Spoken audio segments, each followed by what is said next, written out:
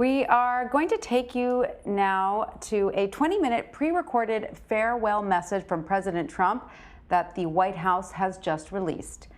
Let's listen in. My fellow Americans, 4 years ago, we launched a great national effort to rebuild our country, to renew its spirit, and to restore the allegiance of this government to its citizens. In short, we embarked on a mission to make America great again for all Americans. As I conclude my term as the 45th President of the United States, I stand before you truly proud of what we have achieved together. We did what we came here to do, and so much more. This week, we inaugurate a new administration and pray for its success in keeping America safe and prosperous. We extend our best wishes, and we also want them to have luck, a very important word. I'd like to begin by thanking just a few of the amazing people who made our remarkable journey possible. First, let me express my overwhelming gratitude for the love and support of our spectacular First Lady, Melania. Let me also share my deepest appreciation to my daughter Ivanka, my son-in-law Jared, and to Barron, Don, Eric, Tiffany, and Lara.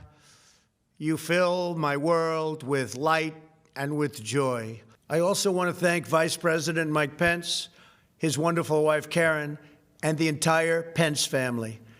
Thank you as well to my Chief of Staff, Mark Meadows, the dedicated members of the White House staff, and the Cabinet, and all of the incredible people across our administration who poured out their heart and soul to fight for America.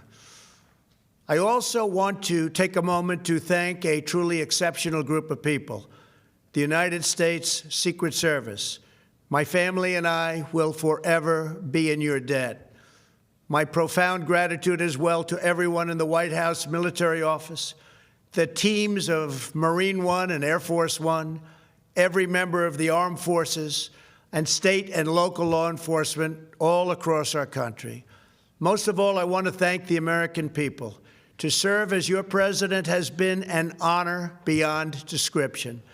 Thank you for this extraordinary privilege, and that's what it is, a great privilege and a great honor. We must never forget that while Americans will always have our disagreements, we are a nation of incredible, decent, faithful, and peace-loving citizens who all want our country to thrive and flourish and be very, very successful and good. We are a truly magnificent nation. All Americans were horrified by the assault on our Capitol. Political violence is an attack on everything we cherish as Americans. It can never be tolerated. Now more than ever, we must unify around our shared values and rise above the partisan rancor and forge our common destiny. 4 years ago, I came to Washington as the only true outsider ever to win the presidency. I had not spent my career as a politician, but as a builder looking at open skylines and imagining infinite possibilities. I ran for president because I knew there were towering new summits for America just waiting to be scaled. I knew the potential for our nation was boundless as long as we put America first. So I left behind my former life and stepped into a very difficult arena, but an arena nevertheless with all sorts of potential if properly done. America had given me so much, and I wanted to give something back. Together with millions of hardworking patriots across this land, we built the greatest political movement in the history of our country. We also built the greatest economy in the history of the world. It was about America first because we all wanted to make America great again. We restored the principle that a nation exists to serve its citizens. Our agenda was not about right or left. It wasn't about Republican or Democrat, but about the good of a nation, and that means the whole nation. With the support and prayers of the American people, we achieved more than anyone thought possible. Nobody thought we could even come close. We passed the largest package of tax cuts and reforms in American history. We slashed more job-killing regulations than any administration had ever done before. We fixed our broken trade deals, withdrew from the horrible Trans-Pacific Partnership and the impossible Paris Climate Accord, renegotiated the one-sided South Korea deal, and we replaced NAFTA with the groundbreaking USMCA. That's Mexico and Canada, a deal that's worked out very, very well. Also, and very importantly, we imposed historic and monumental tariffs on China, made a great new deal with China.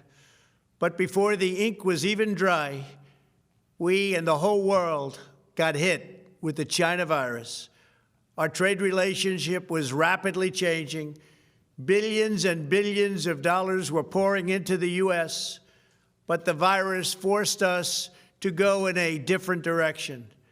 The whole world suffered, but America outperformed other countries economically because of our incredible economy and the economy that we built. Without the foundations and footings, it wouldn't have worked out this way. We wouldn't have some of the best numbers we've ever had. We also unlocked our energy resources and became the world's #1 producer of oil and natural gas, by far. Powered by these policies, we built the greatest economy in the history of the world.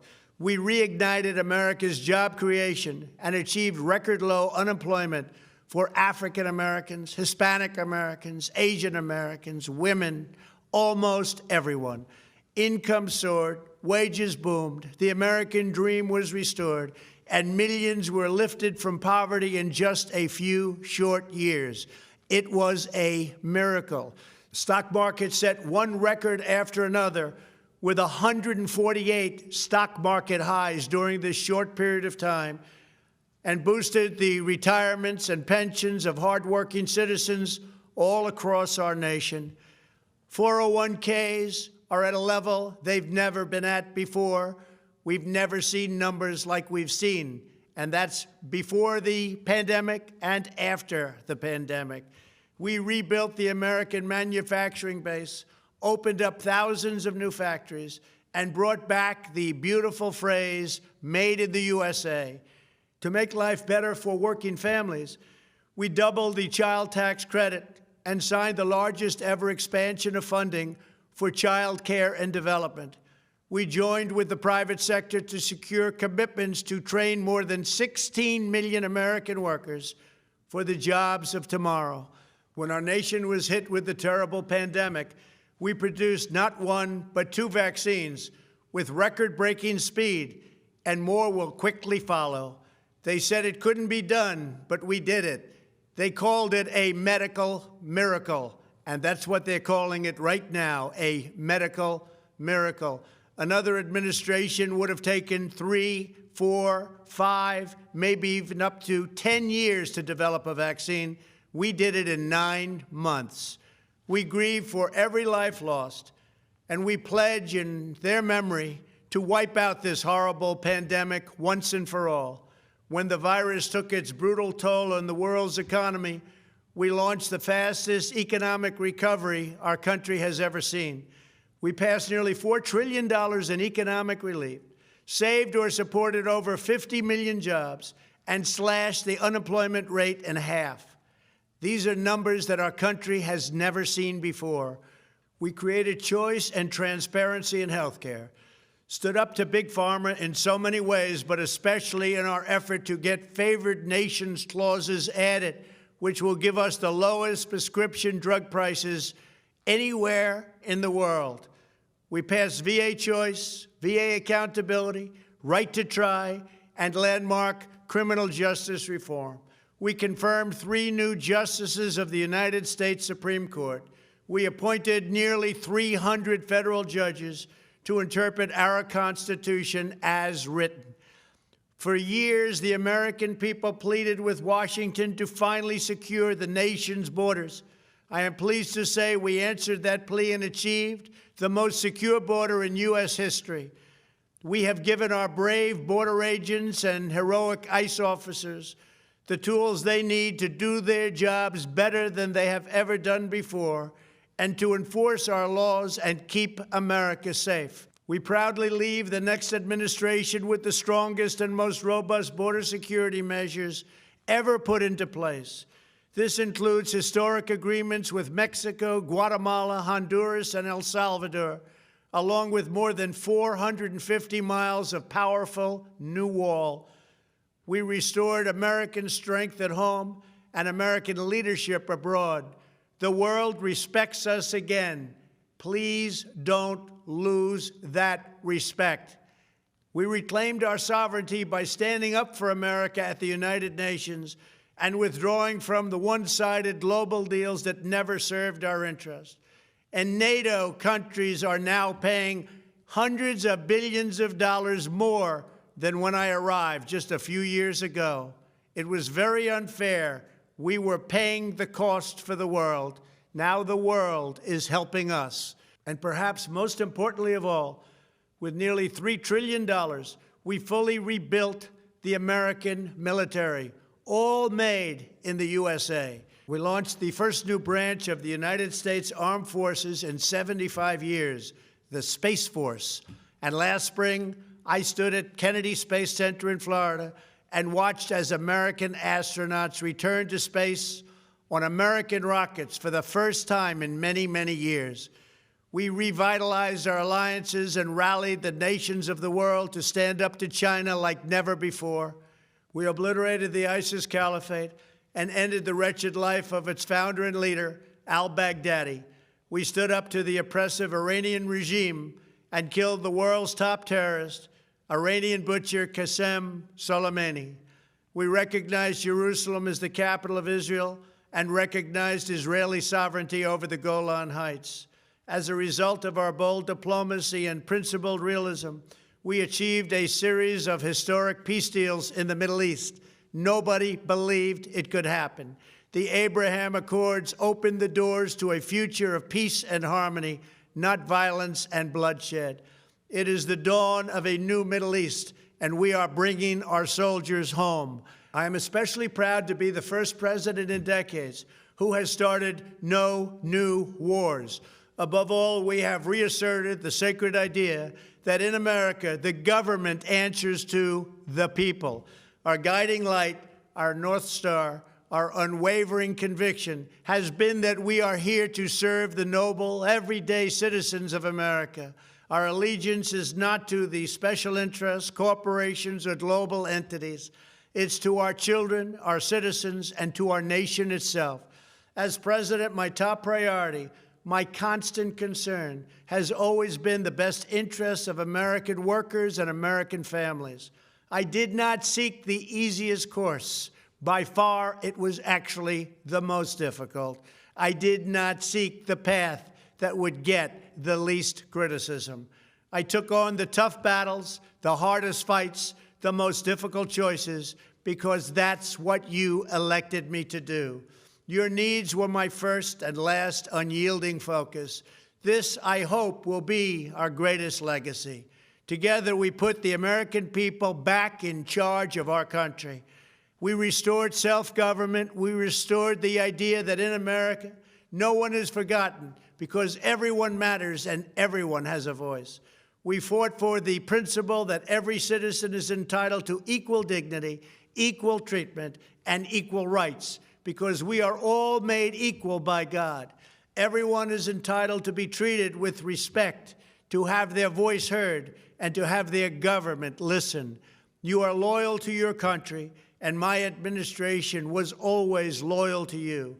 We worked to build a country in which every citizen could find a great job and support their wonderful families. We fought for the communities where every American could be safe and schools where every child could learn. We promoted a culture where our laws would be upheld, our heroes honored, our history preserved, and law-abiding citizens are never taken for granted. Americans should take tremendous satisfaction in all that we have achieved together. It's incredible. Now, as I leave the White House, I have been reflecting on the dangers that threaten the priceless inheritance we all share. As the world's most powerful nation, America faces constant threats and challenges from abroad. But the greatest danger we face is a loss of confidence in ourselves, a loss of confidence in our national greatness. A nation is only as strong as its spirit. We are only as dynamic as our pride. We are only as vibrant as the faith that beats in the hearts of our people. No nation can long thrive that loses faith in its own values, history, and heroes, for these are the very sources of our unity and our vitality.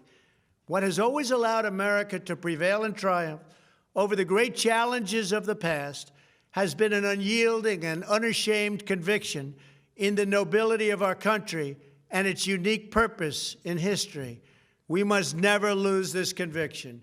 We must never forsake our belief in America. The key to national greatness lies in sustaining and instilling our shared national identity. That means focusing on what we have in common, the heritage that we all share. At the center of this heritage is also a robust belief in free expression, free speech, and open debate. Only if we forget who we are and how we got here could we ever allow political censorship and blacklisting to take place in America. It's not even thinkable. Shutting down free and open debate violates our core values and most enduring traditions. In America, we don't insist on absolute conformity or enforce rigid orthodoxies and punitive speech codes. We just don't do that. America is not a timid nation of tame souls who need to be sheltered and protected from those with whom we disagree. That's not who we are. It will never be who we are. For nearly 250 years, in the face of every challenge, Americans have always summoned our unmatched courage, confidence, and fierce independence. These are the miraculous traits that once led millions of everyday citizens to set out across a wild continent and carve out a new life in the Great West. It was the same profound love of our God-given freedom that willed our soldiers into battle and our astronauts into space. As I think back on the past 4 years, one image rises in my mind above all others. Whenever I traveled all along the motorcade route, there were thousands and thousands of people. They came out with their families so that they could stand as we passed and proudly wave our great American flag. It never failed to deeply move me. I knew that they did not just come out to show their support of me. They came out to show me their support and love for our country. This is a republic of proud citizens who are united by our common conviction that America is the greatest nation in all of history. We are and must always be a land of hope, of light, and of glory to all the world. This is the precious inheritance that we must safeguard at every single turn. For the past 4 years, I have worked to do just that. From a great hall of Muslim leaders in Riyadh to a great square of Polish people in Warsaw, from the floor of the Korean Assembly to the podium at the United Nations General Assembly, and from the Forbidden City in Beijing to the shadow of Mount Rushmore, I fought for you, I fought for your family, I fought for our country. Above all, I fought for America and all it stands for, and that is safe, strong, proud, and free. Now, as I prepare to hand power over to a new administration at noon on Wednesday, I want you to know that the movement we started is only just beginning. There's never been anything like it. The belief that a nation must serve its citizens will not dwindle, but instead only grow stronger by the day. As long as the American people hold in their hearts deep and devoted love of country, then there is nothing that this nation cannot achieve. Our communities will flourish, our people will be prosperous, our traditions will be cherished, our faith will be strong, and our future will be brighter than ever before. I go from this majestic place with a loyal and joyful heart, an optimistic spirit, and a supreme confidence that for our country and for our children, the best is yet to come. Thank you and farewell. God bless you. God bless the United States of America.